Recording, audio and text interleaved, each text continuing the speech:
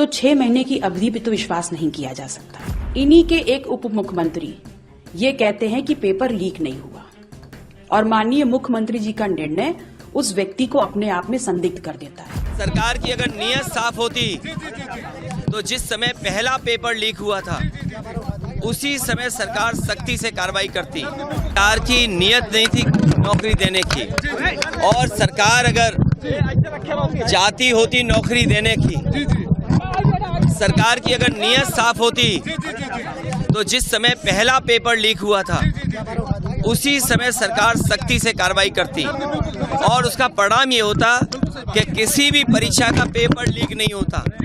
और आज केवल पुलिस भर्ती के पेपर लीक के आरोप नहीं हैं, बल्कि आरओ एआरओ की जो भर्ती हुई उसमें भी बड़े पैमाने पे छात्र नौजवान धरना दे करके बैठे हैं लोक सेवा आयोग के सामने। वो अपना पर्चा कैंसिल कराना चाहते हैं, री एग्जाम कराना चाहते हैं। आप सोचिए, सरकार जो दावा कर रही थी कि परीक्षा बिल्कुल सुरक्षित होगी, ये देखिए सुरक्षा का पोल खुल गया और सरकार अपनी खुद स्वीकार कर रही है कि उनकी नाकामी की वजह से पेपर लीक हुआ है।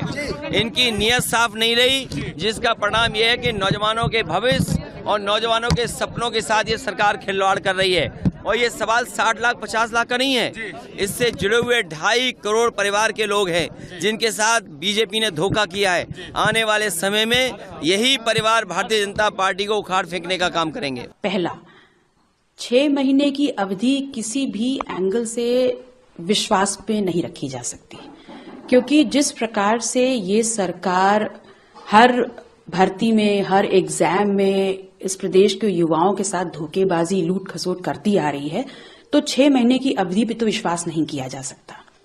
और इस देश की न्याय व्यवस्था क्या कहती है? इस देश की न्याय व्यवस्था की जो मूल भावना में से एक है कि न्याय मिलने में देरी भी अन्याय है। तो जब अब सरकार मान रही है कि पेपर लीक हुआ है, तो इन्हीं छात्रों को जो पहले से उनके पास प्रवेश पत्र है, उसी प्रवेश पत्र पे अधिकतम 15 दिन या कह लीजिए लोकसभा की अधिसूचना लागू होने से पहले दोबारा इनकी परीक्षा करा दी जाए। दूसरा, सबसे अहम बिंदु यह है कि इन्हीं के एक उप मुख्यमंत्री ये कहते हैं कि पेपर लीक नहीं हुआ और माननीय मुख्यमंत्री जी का निर्णय उस व्यक्ति को अपने आप में संदिग्ध कर देता है।